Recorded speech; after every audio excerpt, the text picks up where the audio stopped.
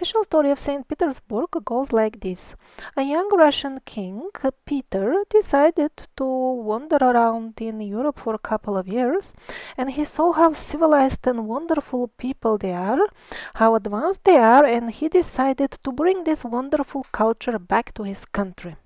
So he hired a young French artist, Monferrand, who had no experience or much education of this, and he just told to this team of hired primates that Peter has hired how to build megaliths of look what quality. These are granite columns, gigantic ones, polished really to reflect like a mirror. So the mammals could build such things, moreover in a perfect antique style. Now I'm having a doubt that mammals without any education and tradition could build such things, because this is what builders nowadays make after going few years to specialized school. Now this modern piece is from this very same St. Petersburg, and is built by descendants of the very same people who supposedly some 200-300 years ago built the wonderful palaces. This is an old house in St. Petersburg, and the mammals just saw a sketch and made really like a replica of what could be seen in the Greek temples. Here are some walls from St. Petersburg. They look one-to-one to this wall in what we call ancient Greece. On the left is a column from Baalbek, and on the right is a St. Petersburg column. People nowadays admire the miracles of the ancient polygonal megalithic masonry in exotic places, but for the mammals in St. Petersburg, this was just children's play. Polygonal masonry is everywhere. These are images from St. Petersburg only. This is not Peru. And this is not one of the ancient Egyptian megaliths, it's on the inside of one of St. Petersburg forts. The interiors as well consist of massive monolithic blocks, absolutely gigantic. You just whistle to a mammal and everything is done in no time, just like this. Now, these were the grandparents of the mammal, but it seems something went wrong in the lineage with the genes, because when the children of the mammal tried to repair the walls left by their parents, this is the pathetic result. And doesn't it look very, very familiar, very similar scene of what happens when the Incas try to repair the destroyed buildings of their gods? The similarities with the megaliths around the world are endless. For example, this is again from St. Petersburg. This very same technique is used regularly, that you put the stones, these are very hard granite stones, and you cut them in the shape you desire afterwards. So it seems the mammal were doing better even the advanced ones. That's supposedly we, because we don't do that.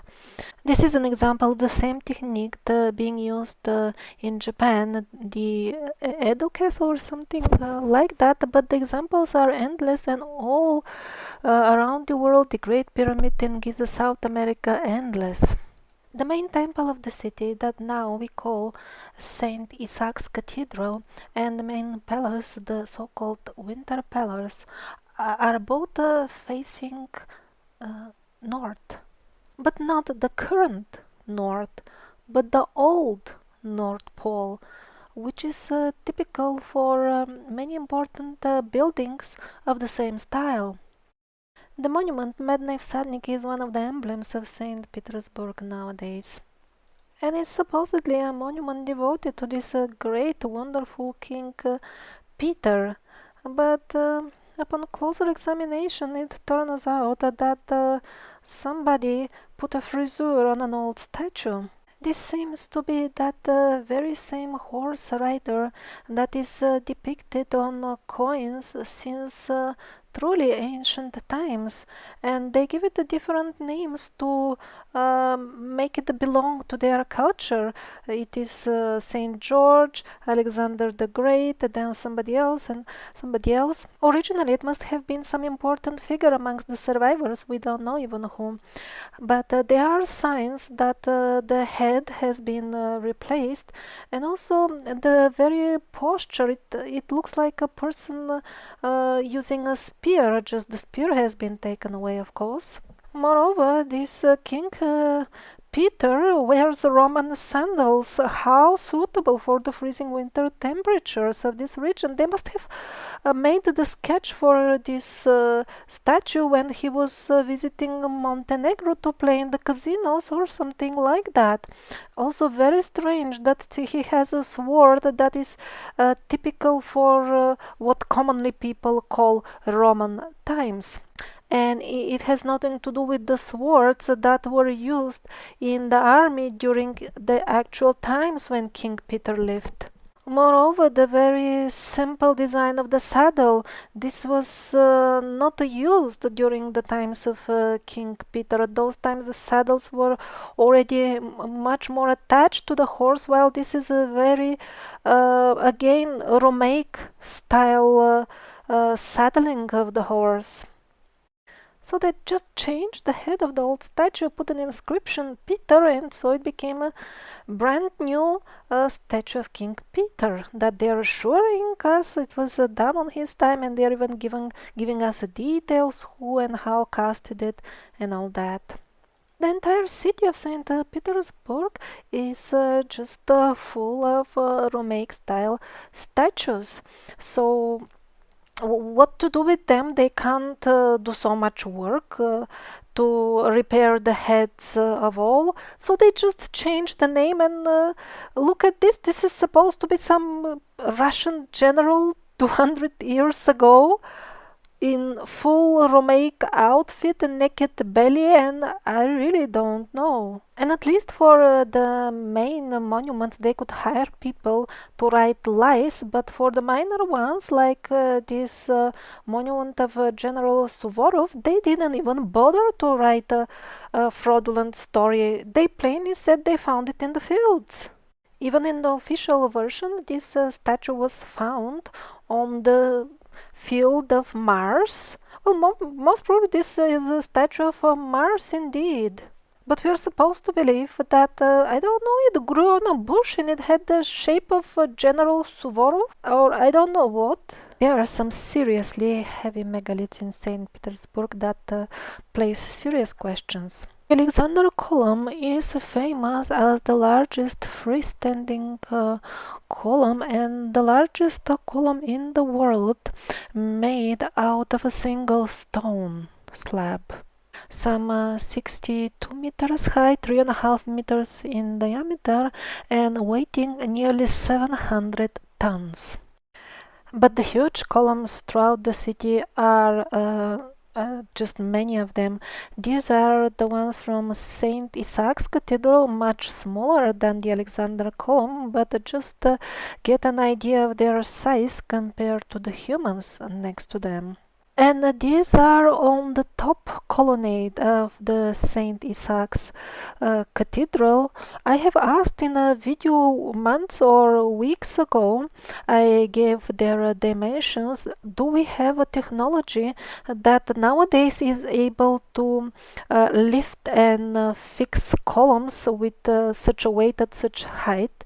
Because I heard journalists commenting that we still don't have such a technology, and I have received no responses at all from any builders who would suggest that we have such technology even nowadays for working with such columns, and yet we are offered to believe that in the very recent past the mammals erected these columns just with ropes and bare hands. These are illustrations of the official version of how the Alexander column was erected within 2 hours, believe it or not. Nowadays, there was a Soviet Union rocket waiting somewhat less than the column, and it took them many hours to put the rocket in upright position using most advanced for us technology, and yet using ropes they did it within 2 hours. Or in Turkey, they were erecting some sort of satellite tower or something of almost the same weight as the Alexander column, and it took them 2 days, again using modern equipment. And by the way, the sheer weight of the column, almost 700 tons, makes it quite ridiculous to suggest that this could be installed with the help of ropes.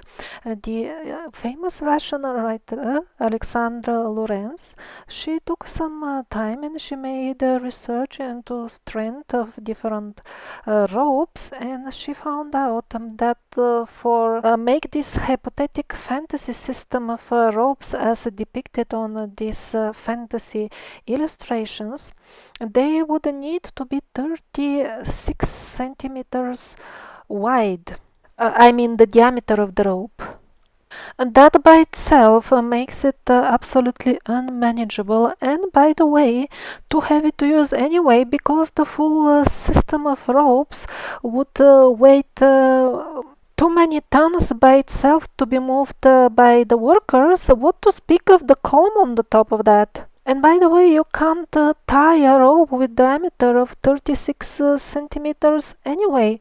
This full scenario is a complete joke, and is nothing else but an attempt to bamboozle the future generations about their true history. And by a lot of the interesting points in this video are taken from the very same research article by Alexandra Lorenz, so we are obliged to her a lot for revealing the truth. But what about the truth about the Alexander column? We saw that the official version is ridiculous, but then what is the alternative? Well, I can't say for sure, but I will put forward the hypothesis based on this and much more information. There was, example, a collection of older paintings that now I lost somewhere in the computer, strongly suggesting that the Alexander column existed before its official erection date. Most likely the column and the full city was modified according to the new parasitic plan, and most of the amazing stuff there was already there before its official building date. This is again another painting of a contemporary artist who was not famous, and he was not a part of this establishment that was bribing artists of that year and historian writers to compile the fake history. So this simple man, he was drawing whatever he saw out of his window, and nobody knew.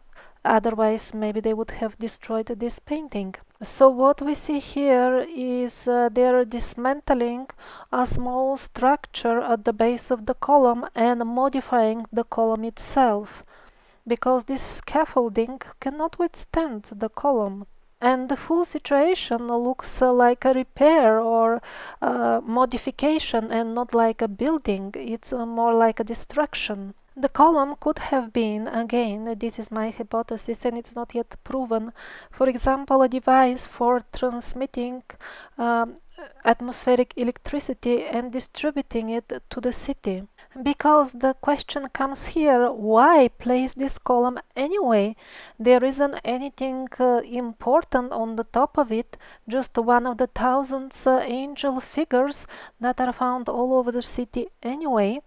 And it was built relatively recently according to mainstream history, so they can't come up with the usual lie that our forefathers were just blinded by religious prejudices and thought that the bigger the stones, the more the gods will be happy with them, or other nonsense.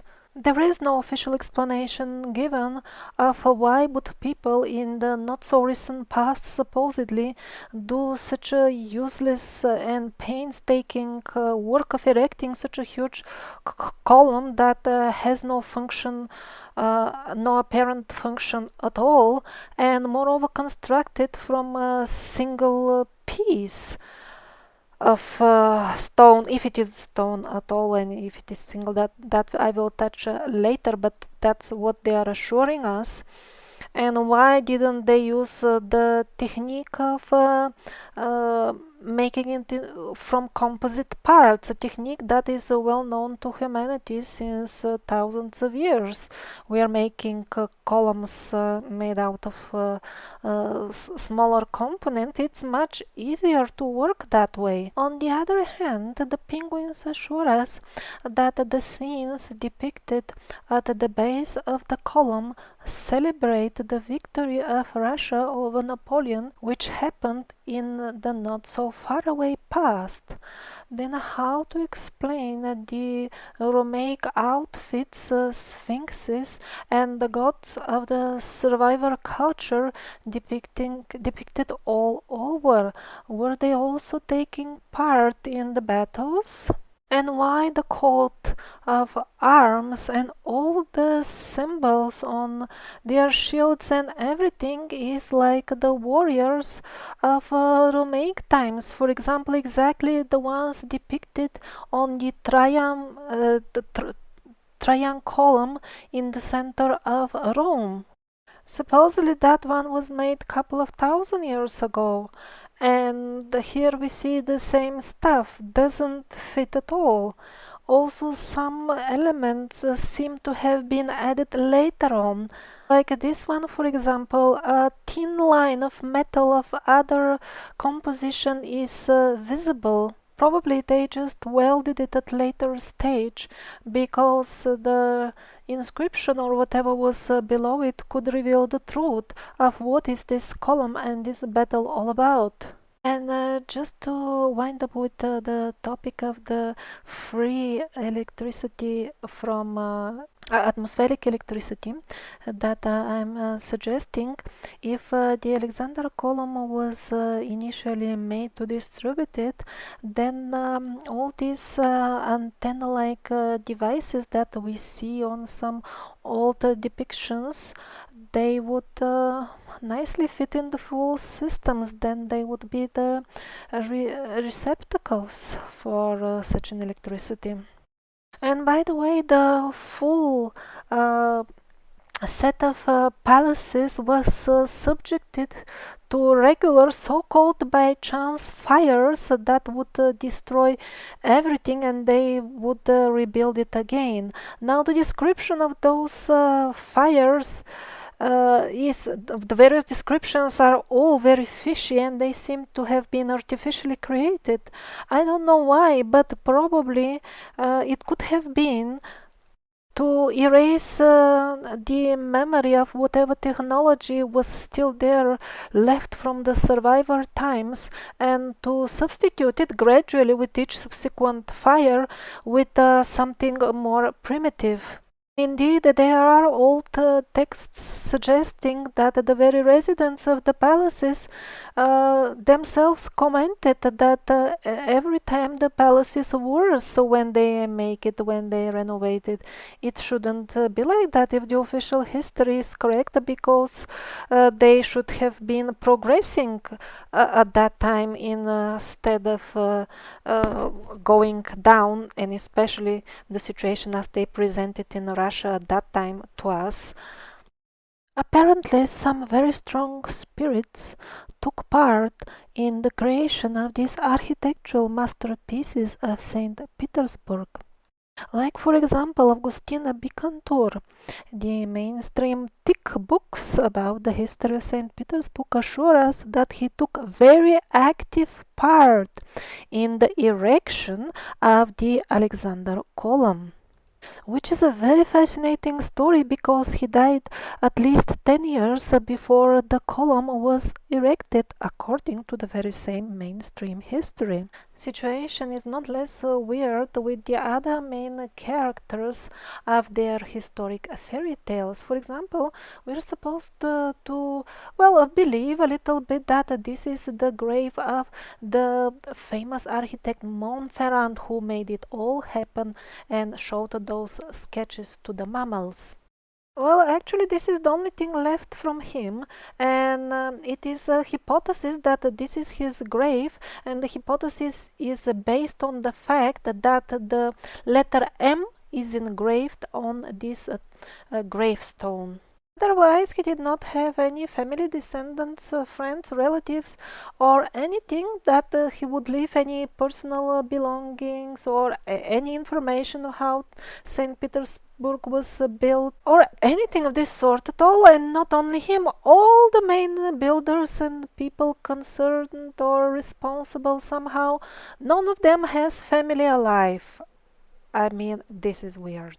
If it would concern one or two people that participated in the full thing, it wouldn't be weird. But when all of the main characters are some sort of phantoms that didn't leave anything substantial behind, one starts questioning, did these people really exist? Or if they did, was the story like this, or what is happening actually? And this episode now is kind of a continuation to one of the previous episodes about Tartaria, where I showed how foreigners took over the academic circles in Russia completely and totally. They took 100% over the history department and started creating whatever history suits their plans in some way, and forging in this way the history of St. Petersburg is just one small part of their overall plan. So all of the engineering sketches or what, I don't know, maybe they were not, because they told us they worked only with intuition, how all these parts matched with each other so perfectly. I mean, look at this table, it's polished with digital accuracy. This is absurd to be made only with intuition. So anyway, all the plans and information about technology, it's all gone from Russia, but Montferrand, mainstream history is assuring us, went back to France and he published this album where there were 24 illustrations as well about how St. Petersburg was built. And this album is now the most authentic and most respected source of authentic information of how St. Petersburg was built. But when starting to think about what we see on his illustrations, we're quite confused. Like, this is, for example, supposed to illustrate how they chop off the boulder from which they would make the future Alexander column, supposedly. This is what we see in the details. A man is inserting a long road in the stone. Well, how do you do that? There is no description. Currently, we cannot do that. We cannot just put 2-3 meters high nails in the stone and then chop it off. And if indeed Montferrand was a builder himself, why wouldn't he share with us how did they do it? And all of his things are like this.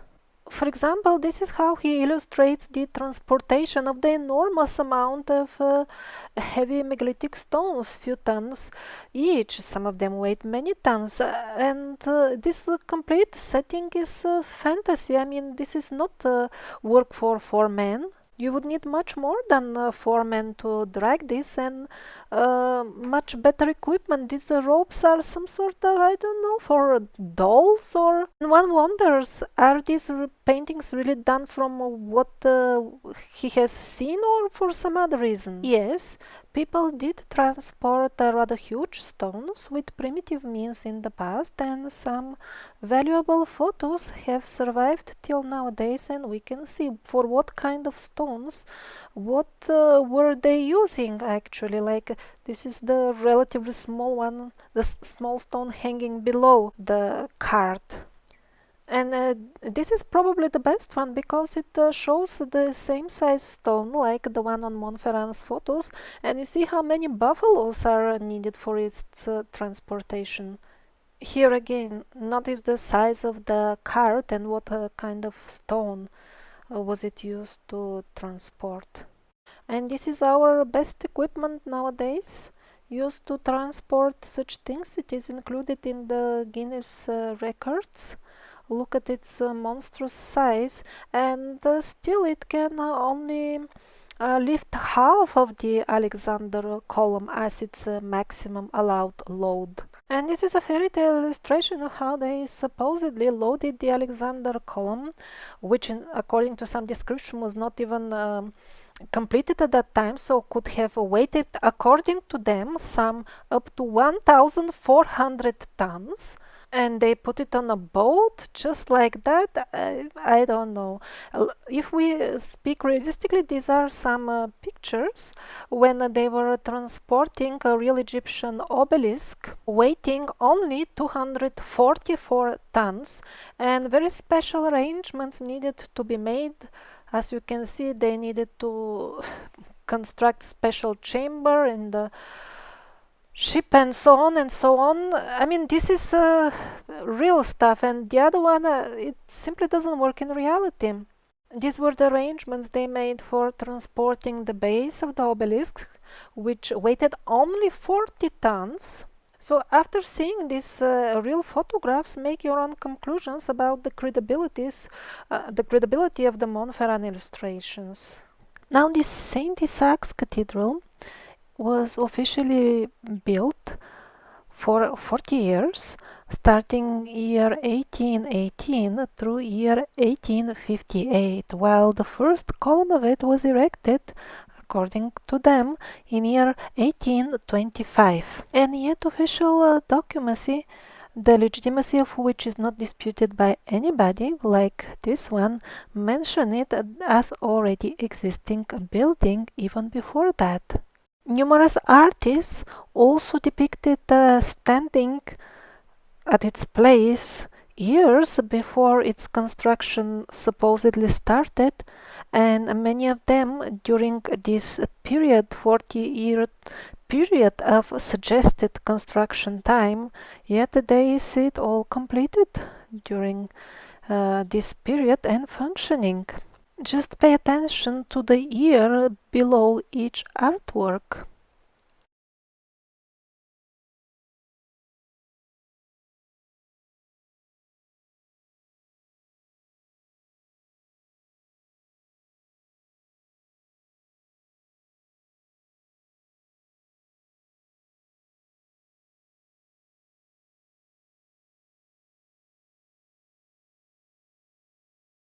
And this is what Montferrand sees. The others see functioning cathedral, and Montferrand sees scaffolding and construction site. Whom to believe? Officially, the city was founded in year 1703 by this great King Peter, who placed the first cornerstone of the first building in that year, 1703. And these are the official old maps of the city. Official means they are made relatively recently for the purpose of putting them in the history books and the textbooks. Pay attention at the dates. I mean the year which they supposedly depict.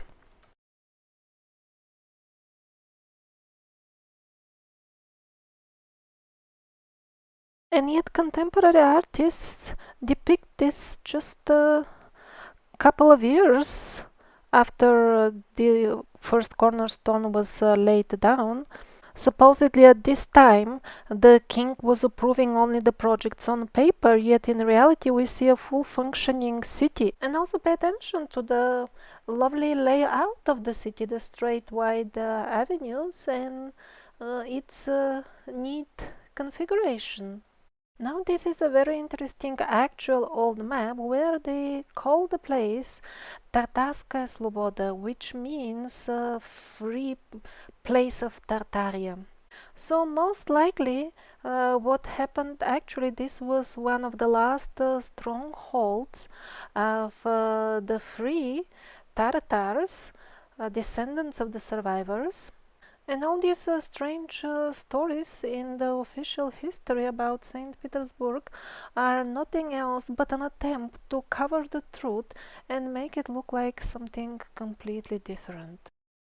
Out of all the illustrations in the Monferrand album that he published in Paris, this one seems to be the only one of some value. Here he shows that there were older ruins, and these ruins were exactly, so to say, survivor style, Baalbek style. The patterns that are marked with red here are the main patterns of the famous Baalbek temple.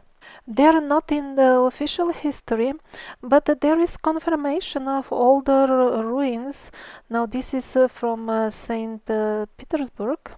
In the rare cases, when one can get a glimpse what is a few meters below the surface, that's what they find. It's a quite fine quality of letter carving here. And at other places as well, below the foundation of the building, something else ancient looking sticks out.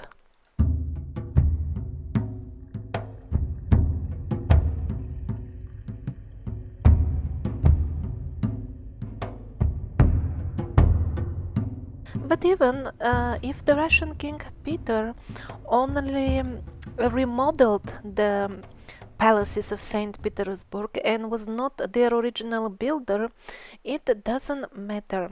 The most important is that even during the renovation, still techniques were used that we cannot even imagine. We cannot explain at all how many of these shiny columns and countless luxury items could have been manufactured without the help of advanced technology. And that questions not only the validity of the mainstream history, but also the validity of the most popular um, model of history suggested by the alternative researchers who usually think that there was an advanced ancient civilization that got destroyed by natural disasters some 12,000 years ago. Then how come we have so many items that show the signs of advanced technology and are definitely not thousands of years old? And moreover, they are exactly in this survivor style. Although they have named it neoclassicism, this means nothing because this name has been placed by the mainstream history, which is a big joke. And these questions about St. Petersburg are extremely important. They are not at all local just to Russia because there are traces of this so-called neoclassical style all over the world. So let's see a bit in detail all these items that are beyond the primitive techniques that were the only ones supposedly available a few hundred years ago. I mean manual, nearly primitive, and see what we can conclude from them about the real history, and later on we'll return briefly to all those buildings in Africa, in the Middle East, in the same style, and we'll see how it's actually a lie. They always tell us that some colonialists came and built them. There was nothing like that. Invaders do different things. Open the news and you will see what invaders do. They don't build fantastic buildings wherever they go. Is one of the thousands of altars in St. Petersburg. Let's look at the flowers. Artists and sculptors nowadays attend specialized educational institutions for years, and yet they are unable to achieve a quality even remotely similar to this using only manual simple tools. That is why they used 2D, 3D, and even other more complex technologies nowadays to get such results. While the mammals 300 years ago were just shown a sketch and they would make it easily. And on the top of that, all the elements made of different materials would come together magically and the sizes would fit perfectly, although the mammals would have never even heard about an uniform measuring system according to the textbooks in Russia, which persistently quote only foreigners about how all this was made. Gigantic vases of stunning qualities are found all over the palaces. In some cases, the vases are bigger than the doors of the rooms where they are situated. Yet the penguins assure us that they were manufactured by this and that worker and then they were brought to the site, while some photos from the restoration team suggest a completely different picture, that they were cast and maybe cast on the spot. That's why they're bigger than the doors. This picture suggests that actually the mammals knew recipes of how to cast with out of materials that are very similar to natural semi-precious stones. But I think we're just being lied about all this so that we are not aware that very recently people knew of such recipes. Now, statues are like this are numerous and they place many questions. For example, on his special collar inside, it is also perfectly polished and smooth. You know, in these holes, if they were doing it manually, how would they reach inside and smooth it so perfectly? And also on a bit upper, there are still drill holes visible. While we're being assured that the mammals didn't have any tools at all.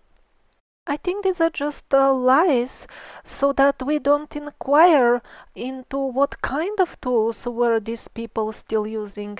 These were the tools that were still left from the survivors era.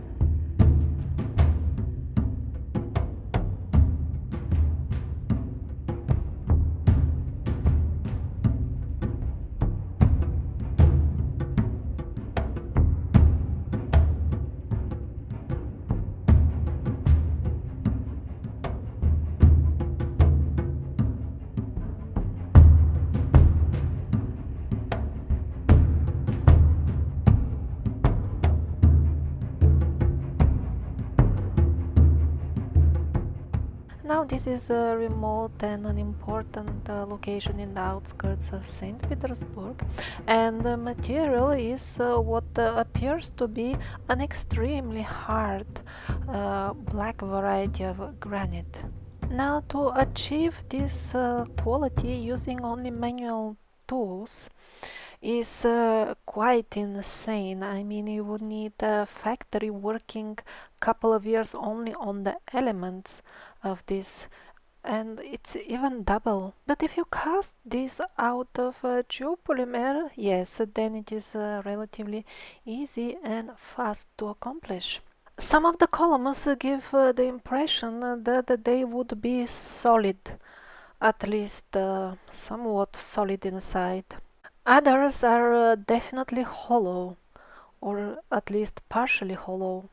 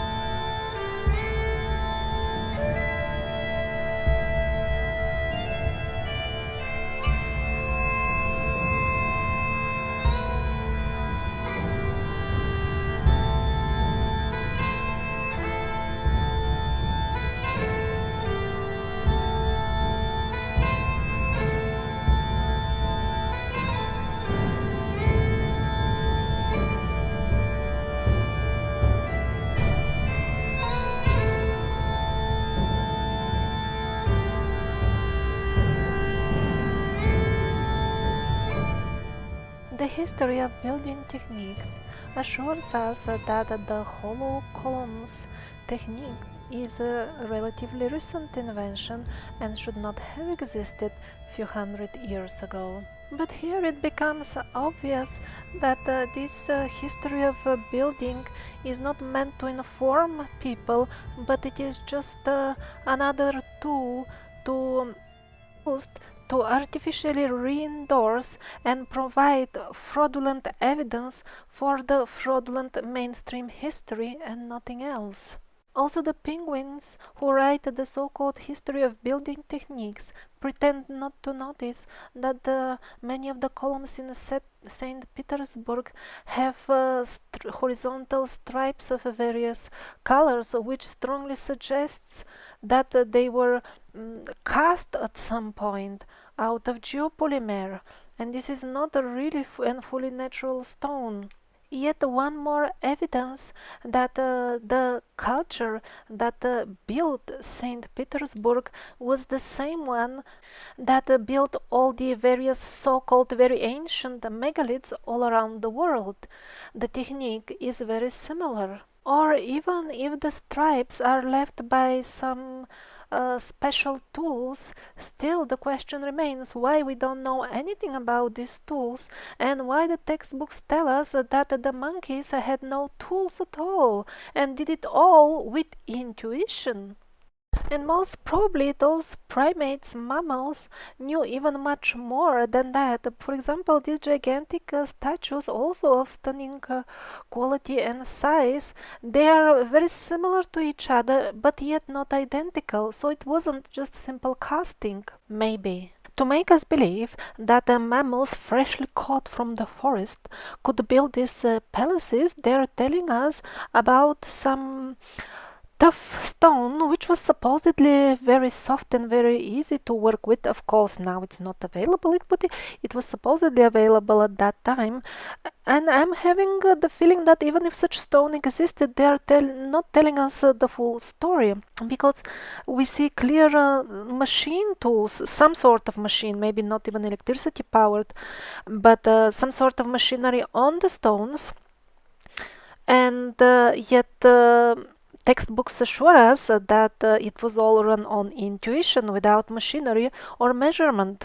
On the top of that, this very same tough stone has got armature inside. Oh, that's amazing that it grows like this in the fields with the armature inbuilt in it. Isn't it amazing?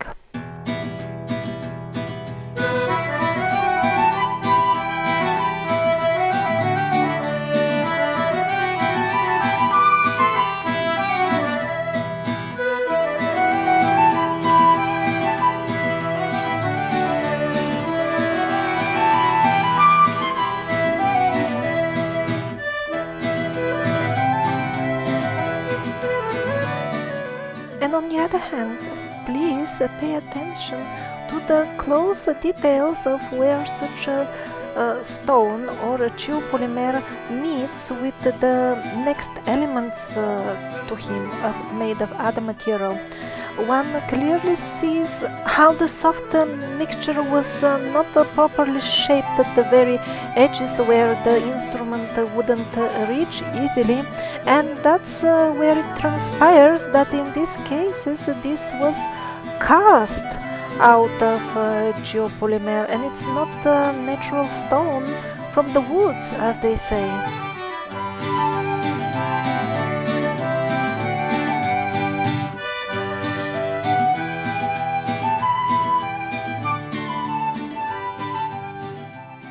Now here somebody found valuable evidence from Siberia, and this is from the era where photography already existed. Now this is what people were making at that time, and we are tamed always to immediately say, oh, this is a stonework. But on the next shot, the truth transpires. Here they are caught on photograph how they are casting it out of geopolymer. They sometimes fail to clean up everything in their endeavors to cover up the real history. And this could be yet another old, very valuable painting, that illustration that they have not removed by mistake, and which could be very well showing how they are casting out the columns of the palaces in St. Petersburg. Because this is an authentic old illustration, and it is still part of the official collection that shows the building of the palaces or their remodeling, whatever it is.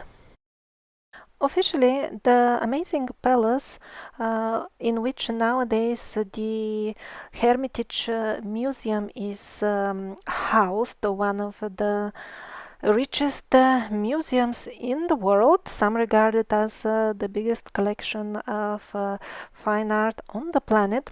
So this was officially built within 8 years.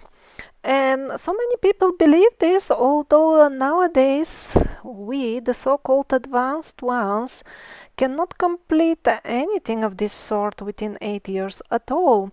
And a good comparisons would be the stadiums that are built especially for the Olympic Games. They cannot compare neither in terms of size nor in terms of complexity of work with the vast complex of palaces in St. Petersburg. The palaces are much more complex. Look at these intricate details. So just compare the time needed to make this modern sports equipment, which is quite plain in comparison to this fine stuff. And then you will quickly figure out that there is something profoundly wrong with this so-called history that they're selling to us. And also in terms of funding, supposedly Russia was a very poor and undeveloped country when all this was built.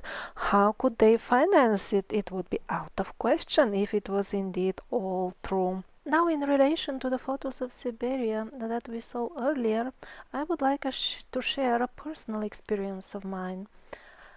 Many years ago, really many, when I have never even heard about the history of the survivors and so on, and believed more or less the mainstream history, I was traveling somewhere in the deep provinces of Eastern Europe, and I was profoundly impressed by the small transformer stations or transformer posts of this size.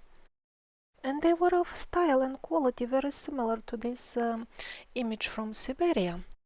But I didn't know about the Siberian photo at that time, and I felt as if I'm in ancient Egypt.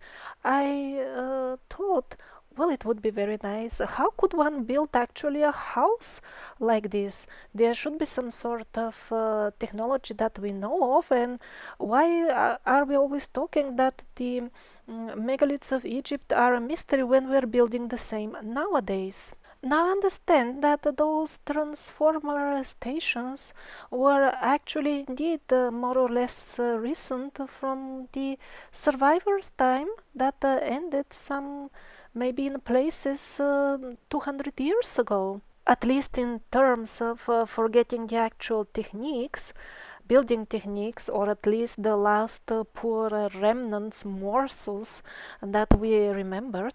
Well, to continue the story, at that time I even contacted a few engineers with the question, how can one build a house like this? That would be wonderful.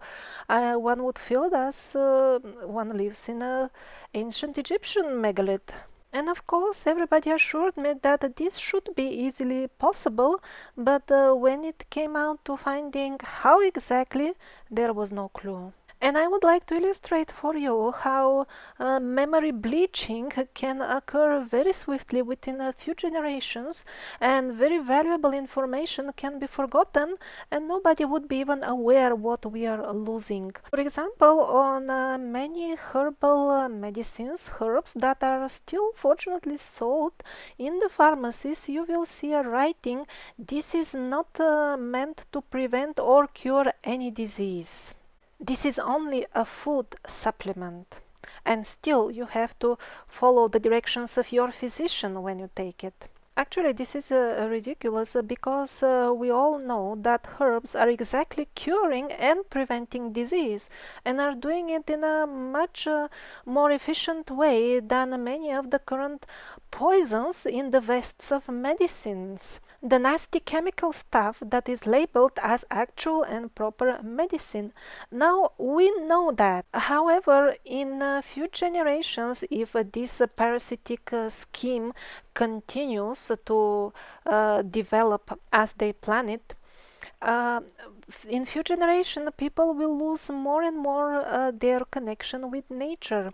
The old knowledge of how the herbs actually work, we still know somewhat about it, but it will be lost almost completely within few generation. And then all those lies that this is not meant to cure or prevent any disease and this is a food only, all those lies will be believed as absolute reality by the people after 100 or 200 years. All that combined with the regular smear campaigns against the use of herbs, and here you have the good old knowledge forgotten.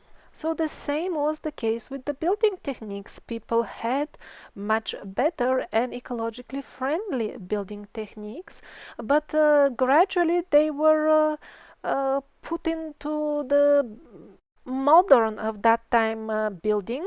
Many people should have been aware that the modern is worse than the old. Many must have protested as well.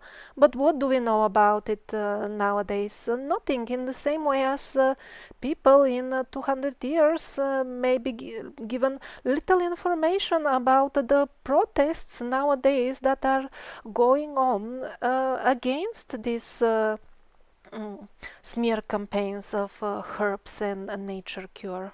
And if people are able to forget that much within just a couple of 100 years, then just imagine how much they can forget within 20,000 years. And I'm saying 20 because it's very hard to say when this mixing of the advanced angels and magicians from Hyperborea and Atlantis started with the primitive tribes, but the very approximate time that we have for now is at least 20,000 years. And all this 12 story of a grand natural disaster that wiped out an advanced civilization 12,000 years ago is nothing but a mainstream pollution that is still remaining in the alternative history and needs to be cleaned out to find out the truth. But let's land back in St. Petersburg. There is this gigantic strange head there. The mainstream explanation is again very, very fishy. And again, some strange holes in the gigantic columns. We really know very little of what was the equipment or the thing that was attached there, or for what purpose are they, and everything is hollow inside. And then the corners. This is how we make corners nowadays because it's difficult. We need some advanced laser technology to make it all in one piece. It's possible only in jewelry sizes, otherwise it's too difficult. Yet they made it in a completely different way with surprising ease. The examples of internal corners with excellent quality of work are endless.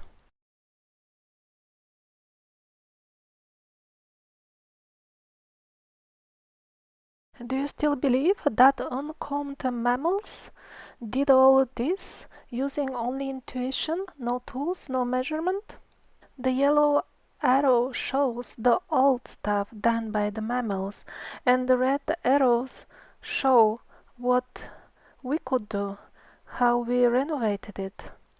Well, maybe they are monkeys indeed, and we are the monkeys to believe the mainstream history.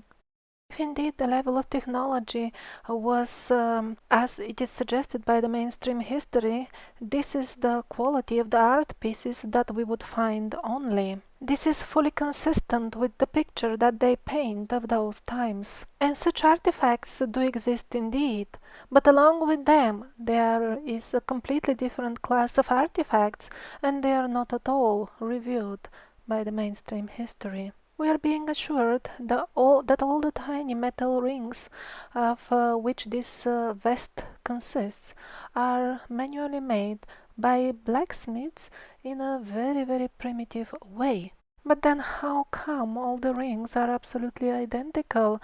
This is impossible without machinery.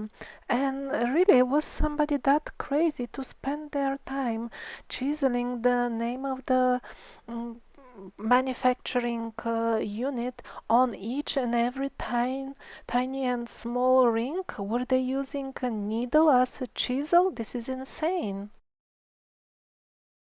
The original architects glorified the old gods, the true guardians and well-wishers of the human race. But during the subsequent numerous modifications, this was largely replaced by Masonic symbols, and so our true history was hijacked.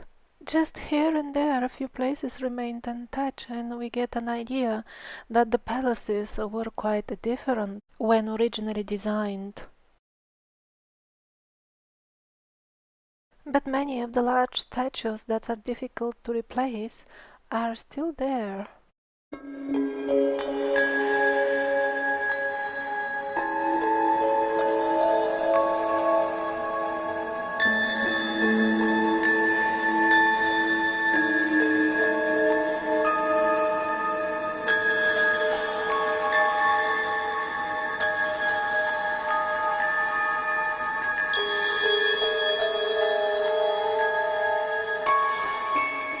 The stone elements of which various stone structures are composed often come in very odd shapes that would be very inconvenient to make if one is really dealing with actual granite blocks, and so much has to be removed from the block to get such a shape. Also, it would be very inconvenient and more complicated to plan it beforehand unless you are casting it on the spot.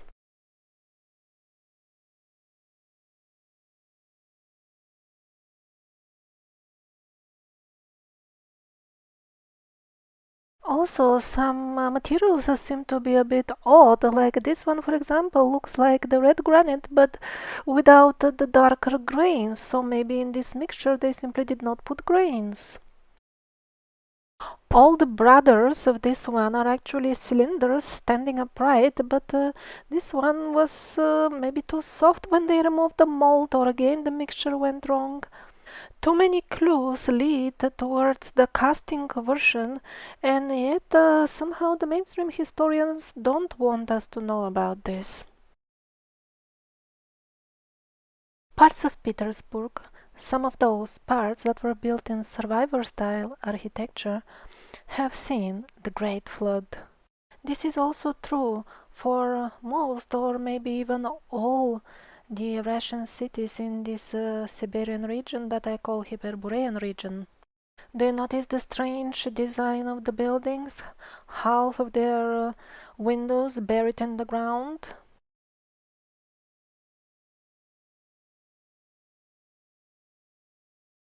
This is how such buried windows look on the inside. They were not originally meant to be like this. These were proper buildings. Their first floor was above ground level. Look at the building on the right side. Only the tops of the arches are sticking now above ground, and this was a proper first floor in the past. Now look at the red building at the background. Just few centimeters of the first floor are now sticking from the ground. In some places, people dug out their doors to use them again, and yet in others, they made stairs and opened new doors on the second floor.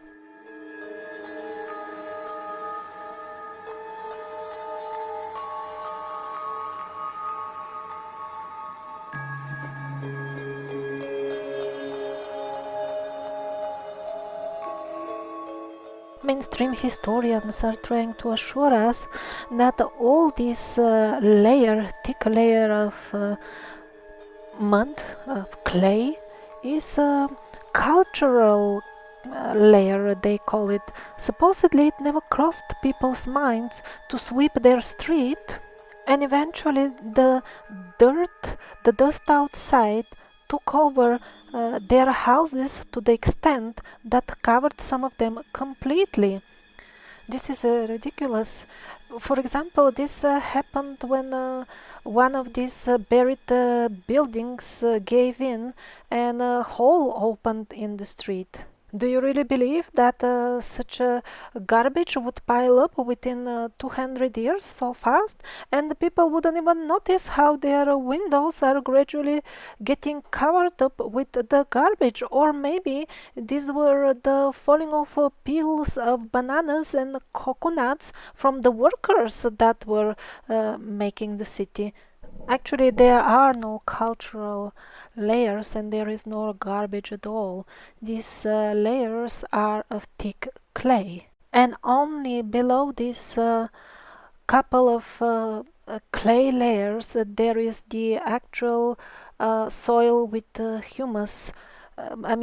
Fertile soil that forms naturally.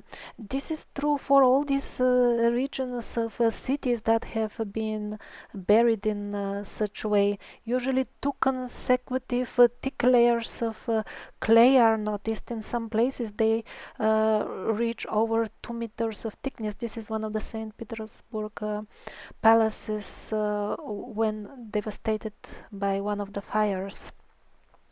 And this is a cellar in St. Petersburg, a window to nowhere, to the ground. If this was not a proper first floor one, once upon a time, why would they put a window there? And this is a star fort officially classified as a medieval invention, again buried under many layers of thick clay. This is how layers of thick clay land all of a sudden somewhere.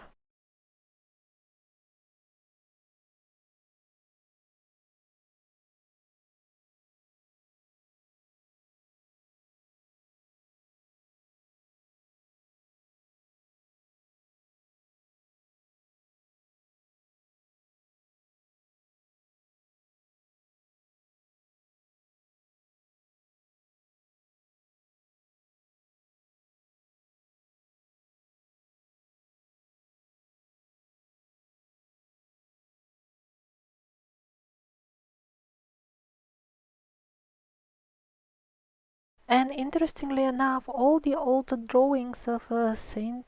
Petersburg depict the city with the first floor already buried in clay.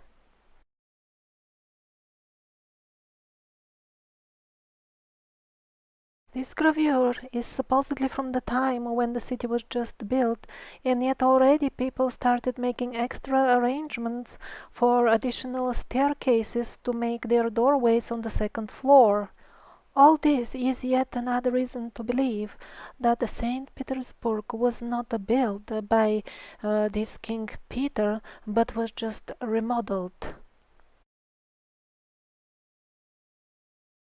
As we are gonna see later in this episode, the location of St. Petersburg is one of the weirdest and most unsuitable places that one could find on the planet to build a city, not to mention a capital of the biggest country on the planet. If you wanna get flooded all the time, this is the place to be. But yet, interestingly enough, all these floods that are well recorded here, as you can see on the photographs and on some paintings, together with the year that happened, they did not affect the buildings as such. I mean, the way we see them on the drawings, as much as they stick on the ground, on the first drawings from the time the city was supposedly made, that's how they look nowadays. Absolutely same situation. So it seems those great floods that brought few meters of clay on the top of the city were somewhat extraordinary. and could be of somewhat a different nature than the regular St. Petersburg floodings, because even cities in Russia that do not suffer from floodings at all are not located in such zones are buried under layers of thick mud. And I really hope to start a discussion. The humanity should start thinking who is burying us under layers of clay and so selectively.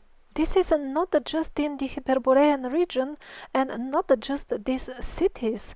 In the previous episodes, I've shown so many places with the same problem, selectively buried, just the sites that contain artifacts or buildings in the style of the survivors.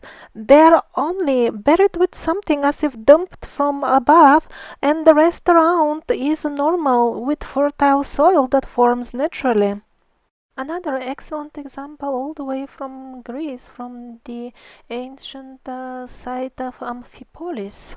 A very thick layer of clay, exactly on the site, with gorgeous, huge statues of the gods of the survivors. Nothing like this in the fields around there.